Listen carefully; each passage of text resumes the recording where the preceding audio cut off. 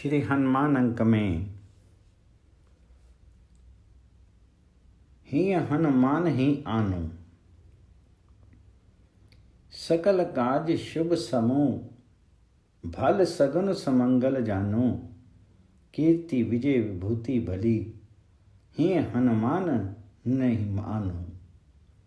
श्री हनुमान जी का हृदय में ध्यान करो और ये निश्चय समझ लो कि तुम्हारे सभी कार्य शुभ होंगे, दिन अच्छे आवेंगे तथा सभी सद्गुण समंगल कीर्ति विजय और विमल विभूति की प्राप्ति होगी। पवन पुत्र हनुमान जी की जय। हनुमान अंक में हनुमान जी के लिए दीपदान विधि। सनत कुमार जी कहते हैं, अब मैं हनुमान जी के लिए रहस्य सहित दीपदान विधि का वर्णन करता हूँ, जिसको जान लेने मात्र से साधक सिद्ध हो जाता है। दीप मात्र का प्रमाण, तैल का मान, द्रव्य प्रमाण तथा तंतु अर्थात बत्ती का मान, इन सब का क्रमशः वर्णन किया जाएगा। स्थान भेद, मंत्र, पृथक पृथक दीपदान मंत्र आदि का भी वर्णन होगा। पुष्प से वासित तेल के द्वारा दिया हुआ दीपक संपूर्ण कामनाओं को देने वाला माना गया है। किसी पथिक के आने पर उसकी सेवा के लिए तिल का तेल अर्पण किया जाए तो वह लक्ष्मी प्राप्ति का कारण होता है। सरसों का तेल रोग नाश करने वाला है, ऐसा कर्म कुशल विद्वानों का कथन है। गेहूं, तिल, उड़द, मूंग और चावल, ये 5 धान्य कहे गए हैं हनुमान जी के लिए। सदा इनके दीप देने चाहिए। पंच धान्य का आटा बहुत सुंदर होता है। वह दीप दान से सदा संपूर्ण कामनाओं को देने वाला कहा गया है। संधि में 3 प्रकार के आटे का दीप देना उचित है। लक्ष्मी प्राप्ति के लिए कस्तूरी का दीप विहित है। कन्या प्राप्ति के लिए इलायची, लौंग, कपूर और कस्तूरी का दीपक बताया गया है। सख्य संपादन करने के लिए भी इन्हीं वस्तुओं का दीप देना चाहिए। इन सब वस्तुओं के न मिलने पर पंच धान्य श्रेष्ठ माना गया है। 8 मुट्ठी का एक किंचित होता है, 8 किंचित का एक पुष्कल होता है, 4 पुष्कल का एक आडक बताया गया है, 4 आडक का एक द्रोण और 4 द्रोण की एक खारी होती। 4 खारी को प्रस्थ कहते हैं, अथवा यहाँ दूसरे प्रकार से मान बताया गया है। 2 पल का एक प्रसृत होता है, 2 प्रसृत का कुड़ब माना गया है, 4 कुड़ब का एक प्रस्थ और 4 प्रस्थ का आडक होता है, 4 आडक का द्रोण और 4 द्रोण की खारी होती है।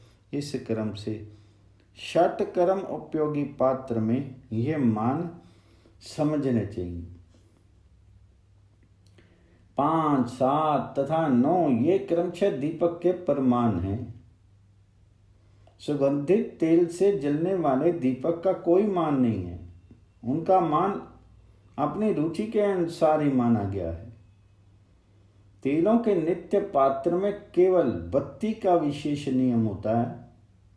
सोमवार को धान्य लेकर के उसे जल में डुबा करके रखें, फिर प्रमाण के अनुसार कुमारी कन्या के हाथ से उसको पिसाना चाहिए। पिसे हुए धान्य को शुद्ध पात्र में रख करके नदी के जल से उसकी पिंडी बनानी चाहिए। उसी से शुद्ध एवं एकाग्रचित होकर के दीप मात्र बनावें। जिस समय दीपक जलाया जाता हो, हनुमत कवच का पाठ करें। मंगलवार को शुद्ध भूमि पर रख करके दीपदान करें। कूट बीज 11 बताए गए हैं, अतः उतने ही तंतु ग्राह्य हैं। पात्र के लिए कोई नियम नहीं है। मार्ग में जो दीपक जलाए जाते हैं उनकी बत्ती में 21 तंतु होने चाहिए। हनुमान जी के दीपदान में लाल सूत ग्राह्य बताया गया है। कूट की जितनी संख्या हो उतना ही पल तेल दीपक में डालना चाहिए। गुरु कार्य में 11 पल से लाभ होता है। नित्य कर्म में 5 पल तेल आवश्यक बताया गया है, अथवा अपने मन की जैसी रुचि हो उतना ही तेल का मान रखें। नित्य नैमित्तिक कर्मों के अवसर पर हनुमान जी की प्रतिमा के समीप अथवा शिव मंदिर में दीप दान कराना चाहिए। हनुमान जी के दीप दान में जो विशेष बात है उसे मैं यहाँ बता रहा हूँ। देव प्रतिमा के आगे प्रमोद के अवसर पर ग्रहों के निमित्त, भूतों के निमित्त ग्रहों में और चौराहों पर इन 6 स्थलों में दीप दिलाना चाहिए।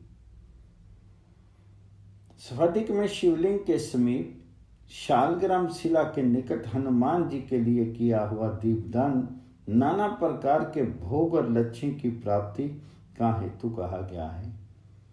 विघ्न तथा महान संकटों का नाश करने के लिए गणेश जी के निकट हनुमान जी के उद्देश्य से दीपदान करें।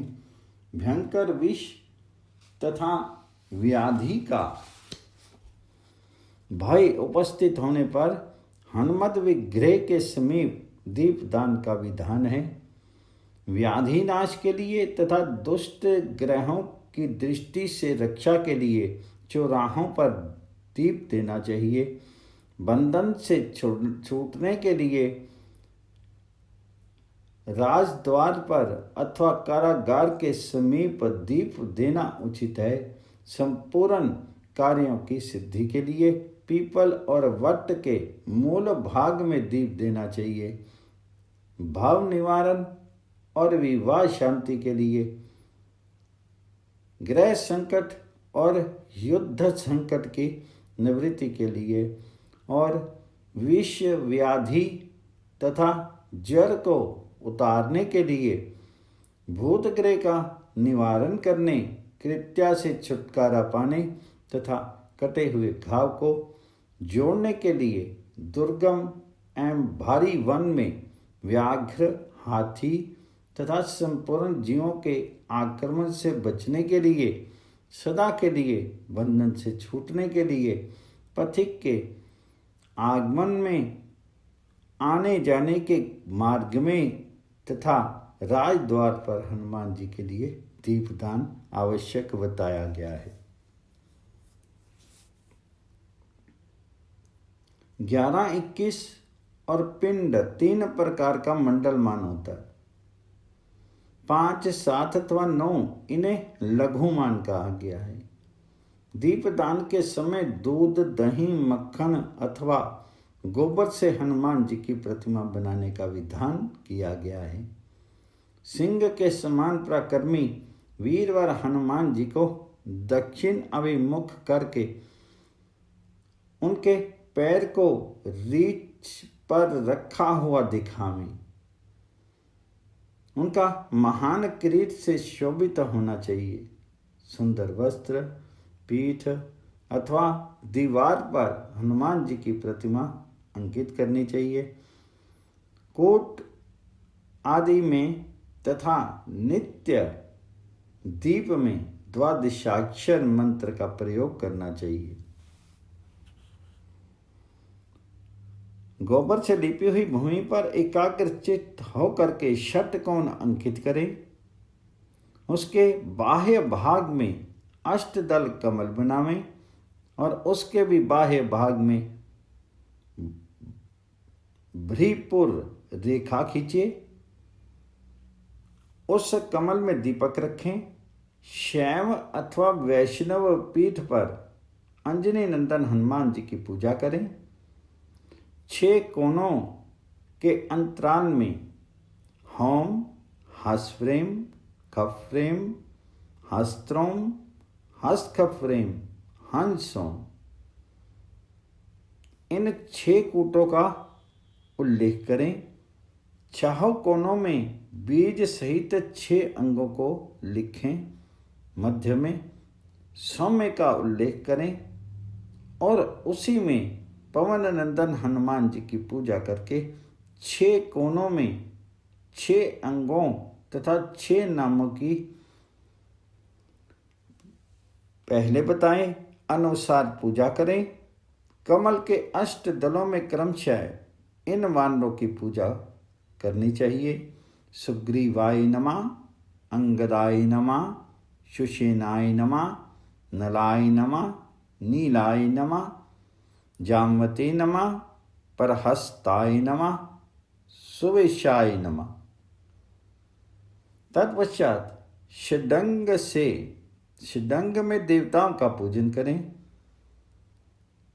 अंजनापुत्राय नमः, रुद्रमूर्ते नमः, वायुसुताय नमः, जानकी जीवनाय नमः, रामदूताय नमः, ब्रह्म अस्त्र निवारणाय नमः।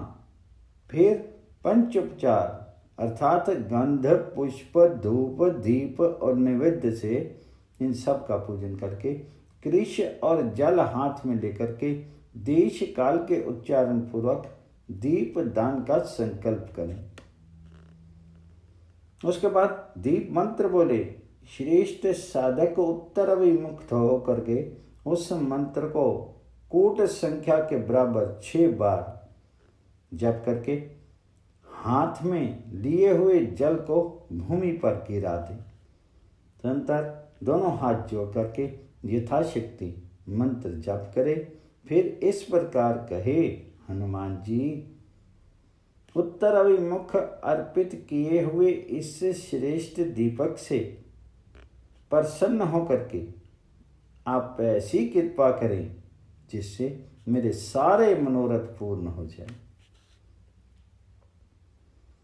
इस प्रकार 13 द्रव्य उपयुक्त होते हैं। गोबर, मिट्टी, मशी, आलता, सिंदूर, लाल चंदन, श्वेत चंदन, मधु, कस्तूरी, दही, दूध, मक्खन और घी। गोबर 2 प्रकार के बताए गए हैं, गाय का और भैंस का।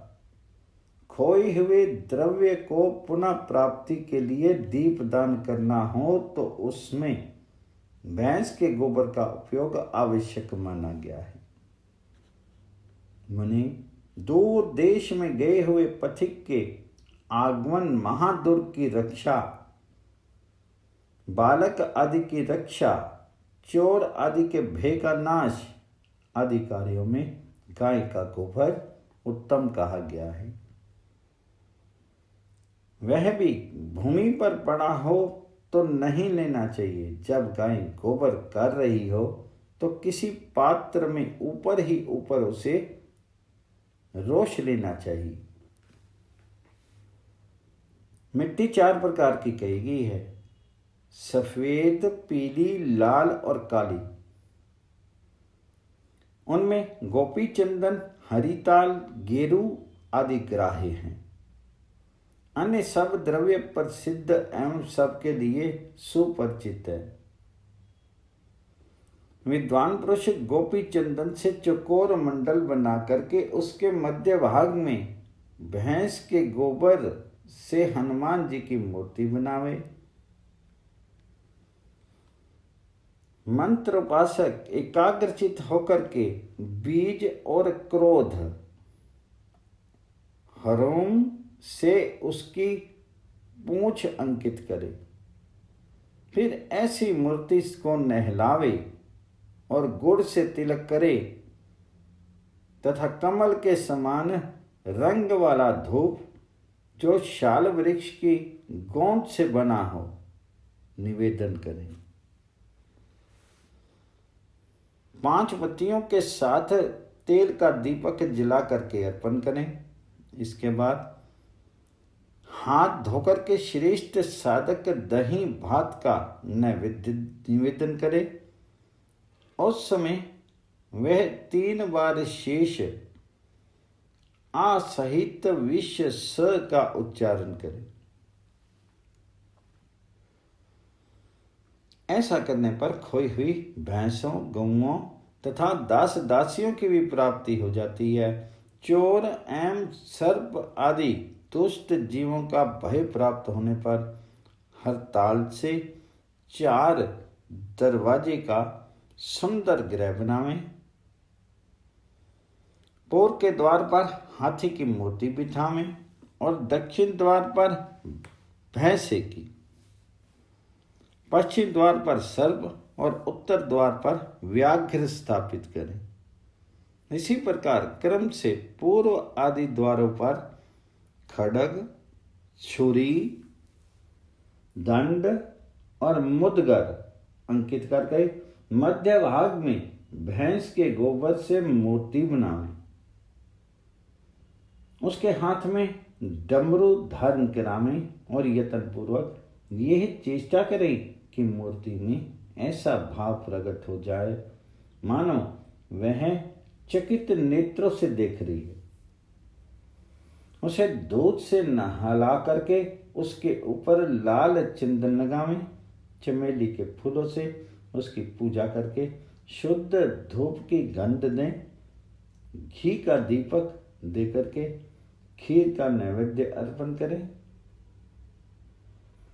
गगन ह, दीप का ऊ और इंदु अनुस्वार अर्थात होम और शस्त्र फट, यह आराध्य देवता के आगे जपे। इसी प्रकार 7 दिन करके मनुष्य भारी भय से मुक्त हो जाता है। उक्त दोनों प्रयोगों का प्रारंभ मंगलवार को आदर पूर्वक करना चाहिए। शत्रु सेना से भय प्राप्त होने पर गेरू से मंडल बना करके उसके भीतर थोड़ा झुका हुआ ताड़ का वृक्ष अंकित करें। उस पर से लटकती हुई हनुमान जी की प्रतिमा गोबर में बनावें। उसके बाएं हाथ में ताड़ का अग्रभाग और दाहिने में ज्ञान मुद्रा हो। ताड़ की जड़ से 1 हाथ दूर अपनी दिशा में एक चौकोर मंडल बनावें। उसके मध्य भाग में मूर्ति अंकित करें। उसका मुख दक्षिण की ओर हो। वह हनुमान मूर्ति बहुत सुंदर बनी हो। हृदय पर अंजलि बांधे बैठी हो। उसे जल से स्नान करा करके यथा संभव गंध आदि उपचार अर्पण करें। फिर घृत मिश्रित खिचड़ी का नैवेद्य निवेदन करें और उसके आगे किली किली का जप करें। प्रतिदिन ऐसा करने पर पथिकों का समागम अवश्य होता है। जो प्रतिदिन विधि पूर्वक हनुमान जी को दीप देता है उसके लिए तीनों लोकों में कुछ भी असाध्य नहीं है। जिसके हृदय में दुष्टता भरी हो, जिसकी बुद्धि दुष्टता का ही चिंतन करती हो, जो शिष्य होकर भी विनय शून्य और चुगलखोर हो, ऐसे मनुष्य को कभी इसका उपदेश नहीं करना चाहिए। कीर्तिघन को कदापि इस रहस्य का उपदेश ना दे। जिसके शील स्वभाव की भली भांति परीक्षा कर ली गई हो, उस साधु पुरुष को ही इसका उपदेश करना चाहिए। पवन पुत्र हनुमान जी की जय।